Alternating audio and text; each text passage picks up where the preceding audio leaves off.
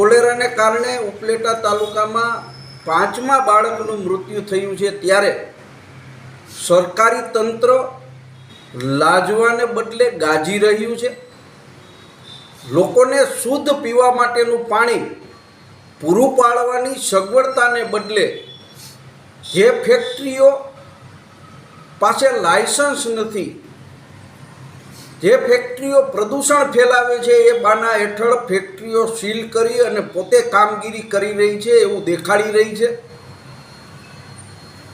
આ ફેક્ટરીઓ છેલ્લા ઘણા વર્ષથી ચાલે છે, તો શું અત્યાર સુધી સરકારી તંત્રને ખબર નહોતી કે એમને લાયસન્સ નથી લીધા? પરંતુ પોતાની ભૂલ ઢાંકવા માટે આ કારખાનેદારોને સીલ કરી અને દોષનો ટોપલો પોતાની માથેથી ફેક્ટરીના માલિકો ઉપર નાખવાનો પ્રયત્ન કરી રહી છે। આખા એ ઉપલેટા તાલુકાની અંદર શુદ્ધ ફિલ્ટર થયેલું પાણી કોઈ જગ્યાએ આપવામાં નથી આવતું। કરોડો રૂપિયાના ખર્ચે ઉપલેટા તાલુકાના તમામ ગામોને પીવા માટેના પાણી માટેની યોજના 2020માં મંજૂર કરી દેવામાં આવી છે, પરંતુ એ યોજનાનું કામ કોઈને કોઈ કારણોસર અડધેથી બંધ કરી દેવામાં આવ્યું છે। એમને શરૂ કરવામાં નથી આવતું ને આખા ઉપલેટા તાલુકાની અંદર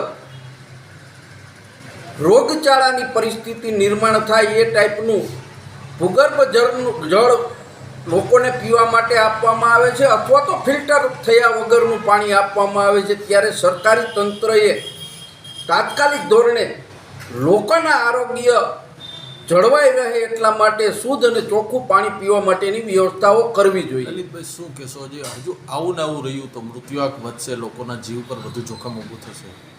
સરકારી તંત્ર દાવો કરી રહ્યું છે કે 20થી 25 હજાર માણસોના આરોગ્યની તપાસ કરવામાં આવી, 15થી 20 ટીમો મૂકવામાં આવી, પરંતુ આ વાત ફક્ત રેકોર્ડ ઉપરની છે। અને જો આના રીતે ચાલ્યું તો કોલેરાને કારણે મૃત્યુનો આંક હજુ પણ વધવાની શક્યતા છે। સરકારી તંત્રએ જાગૃત થઈ અને તાત્કાલિક ધોરણે યોગ્ય વ્યવસ્થાઓ કરવી જોઈએ, આવી હું માગણી કરું છું। જો તમે અમને YouTube પર જોઈ રહ્યા હોય તો સબસ્ક્રાઇબ કરો અને બેલ આઇકોન જરૂરથી દબાવો, જેથી દરેક વિડીયોની નોટિફિકેશન તમને મળતી રહેશે।